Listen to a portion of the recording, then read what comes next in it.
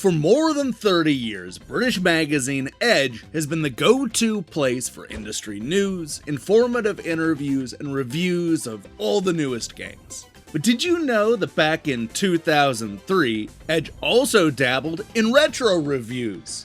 That's right, for exactly 13 months between issues 122 and 134, the magazine closed out their review roundup with a look back at a classic game. They would offer up a page-long review that was written as if it came from the year that the game came from, despite all these retro reviews being penned in either 2003 or 2004. With only 13 of these reviews, I thought it might be fun to look back at the games that they covered in this all-too-brief series. From an ancient fighting game to a high-tech shooter to some of the most beloved role-playing games of all time, Edge covered a wide and varied selection of classic games. What we're going to do today is count down all 13 games and read excerpts from the very real reviews published in Edge magazine. Just remember, these are all retro reviews designed to sound old, despite being published a decade or two after the fact. Got it? I sure hope so, because this is a list of Edge's top 13 retro game reviews.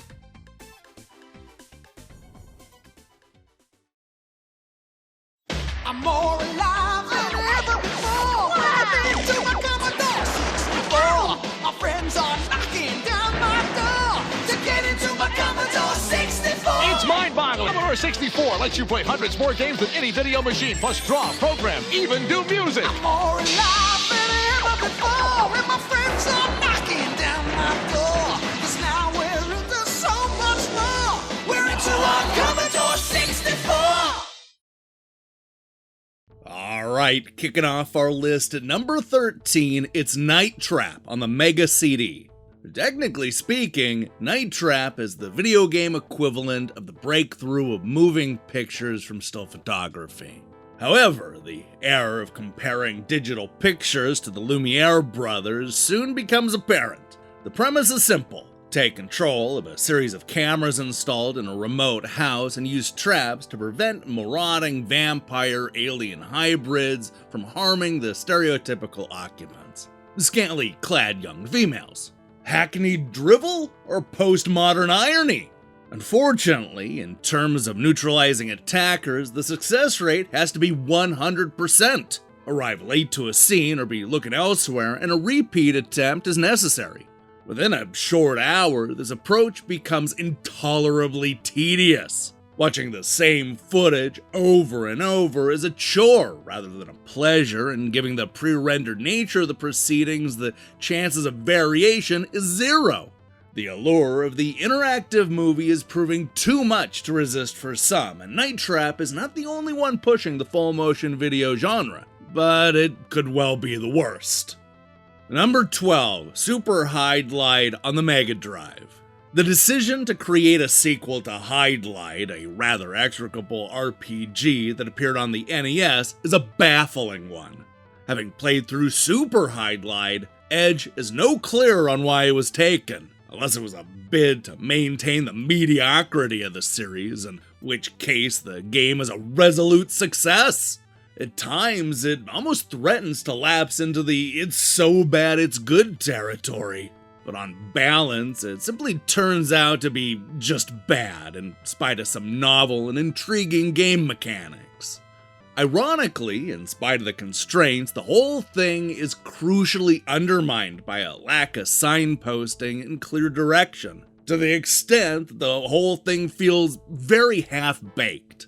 A rudimentary combat system, poor translation from the original Japanese, and a fairly wacky distribution of strengths among the 4 playable character classes round out a disappointingly flaccid, action-oriented RPG that's not without merit, but is, nonetheless, a severe disappointment. Number 11, Horace Goes Skiing on the ZX Spectrum.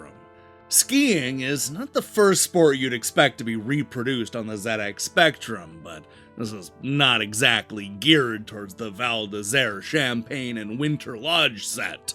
Horace is one of the most hideous characters yet created, and its holy-headed visage sets the tone for the whole game. It's silly, shallow, and jolly, and bound to become a popular game. Horace Goes Skiing can be an evocative game if you're the type of person who likes to sit around staring at illustrations of moomins while smoking recreational drugs. For the rest of us, Horace Goes Skiing is a lot of fun for an hour or so, but wears thin in the long term. Number 10, Golden Axe in the arcade. While it's excusable to equate Sega to racing games, the company has much more to offer for those inclined to employ their joystick skills more extensively. Indeed, after finding fine form with its recent coin-op Altered Beast, the predictable decision to develop a sequel hasn't followed, and instead we get an entirely new title. A cursory glance at Golden Axe shows the Sega is up the ante considerably, graphically beautiful and a wide color palette being obvious strengths. Choosing to play with one or two friends offers some degree of strategy too, as the three characters make for a formidable team. It's hard to argue with Golden Axe's charm, and although the gameplay holds fewer and fewer surprises as it advances, playing as Sega intended, short and sharp, is no bad way to part with 10 pence. Just keep some on hand for those inevitable continues. Number 9, Hired Guns on the Amiga. Hired Guns will initially bewilder you. While on the surface it may look like yet another character-driven RPG in the mold of Dungeon Master or Captive, the trick with Hired Guns is that the individual members of the party can separate from the team and go exploring different nooks and crannies of the game's universe. It fundamentally alters the dynamic of the 4-character split-screen RPG and offers a wealth of new gameplay possibilities. Unsurprisingly, playing alone is somewhat ponderous, a factor not helped by an icon system that is unnecessarily fiddly. The time limit on some of the missions is equally annoying, especially if you're trying to ease new players into the game's complexities. But Hired Gun's strengths is its ability to unite players and promote a general mood of good feeling and cooperation. And that can't be bad for video games. Number 8.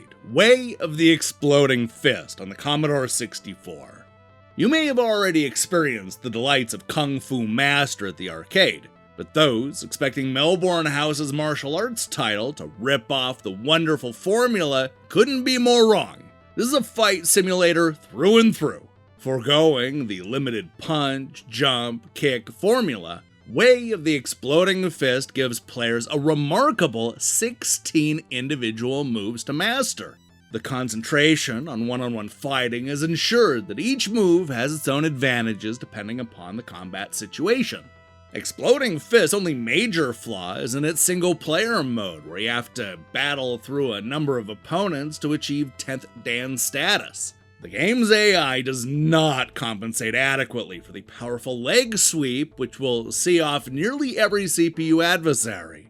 That aside, Melbourne House delivers a gutsy arena combat game that requires skill, dedication, and patience to master, not unlike the real thing.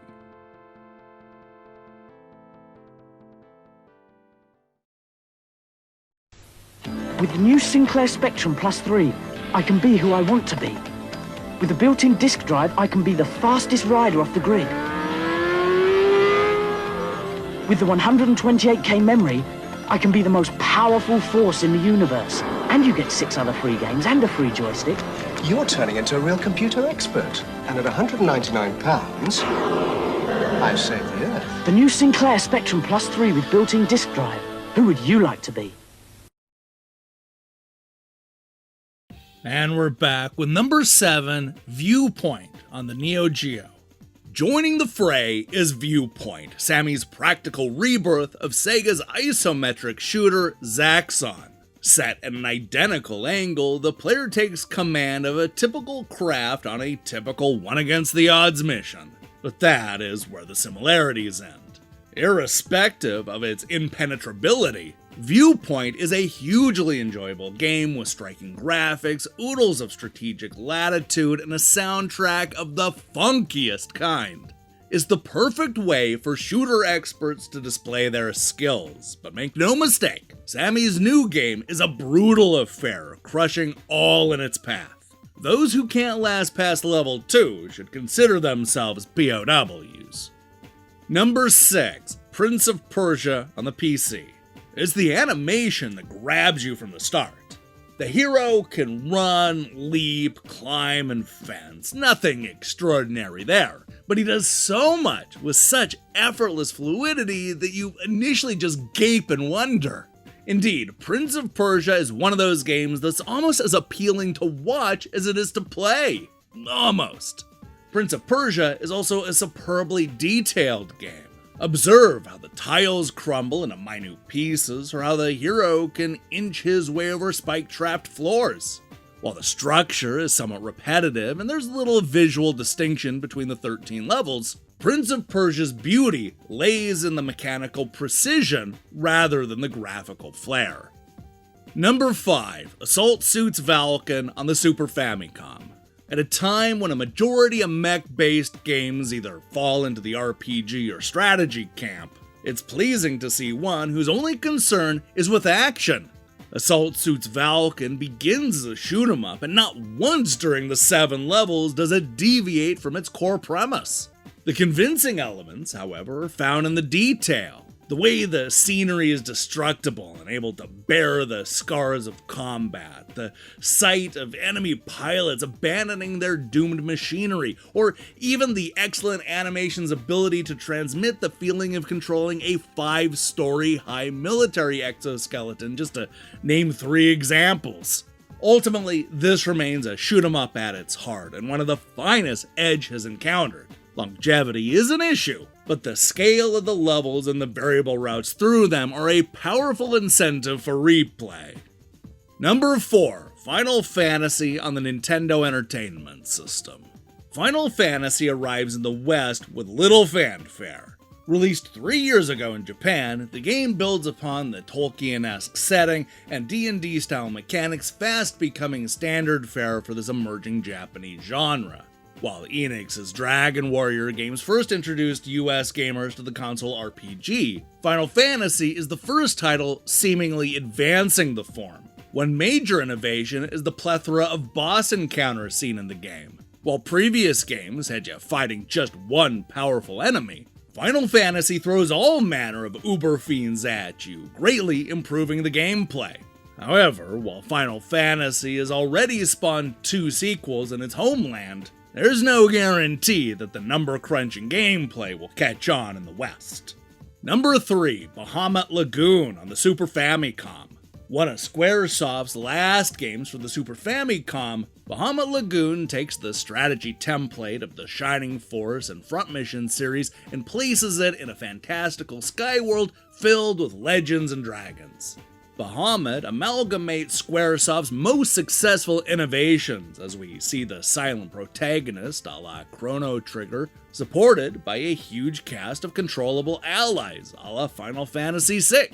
The team-based approach to the storyline complements the strategic gameplay wonderfully. This is the future of RPGs. Almost full player control over team makeup and high levels of micromanagement. The fact that the game is complemented with a rip-roaring story makes it one of the most compelling adventure titles since Final Fantasy VI. Number 2, Space Invaders in the arcade. Is Atari's dominance in the video game world about to come to an explosive end? Because the appearance of Space Invaders certainly demonstrates that Japan is taking gaming seriously. Taito's cabinet is more sophisticated and compelling than anything coming out of the United States right now.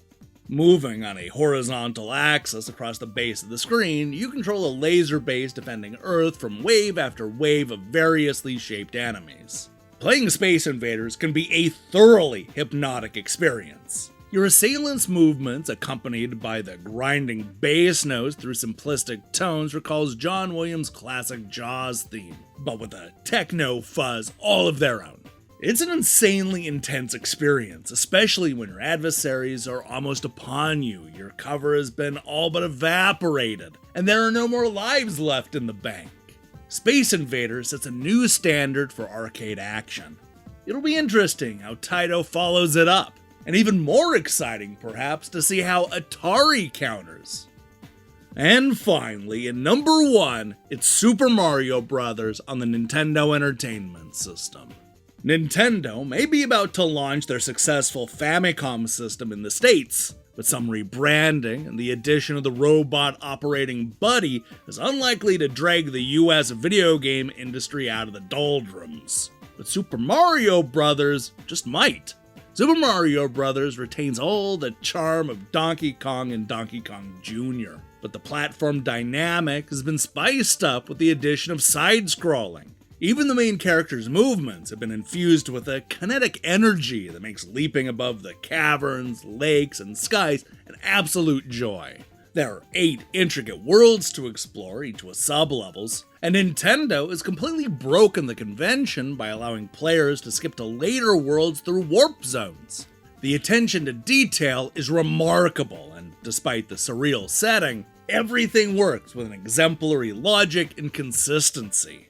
Super Mario Bros. Demands your attention and is destined to shape the future of all platforming titles. And with it, Nintendo deserves to conquer America.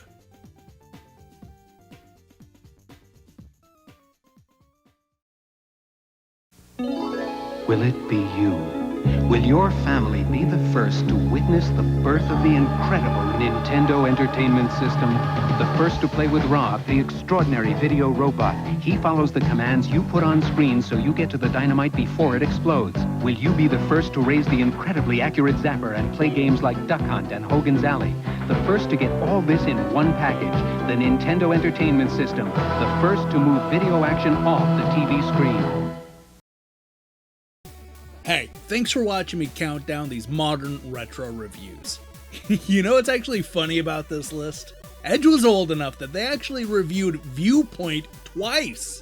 They initially gave the Neo Geo game a 7 out of 10 when they reviewed it in their first issue. And then, 132 issues later, they gave it an 8. That's just weird. Oh well, here's the question I have for you.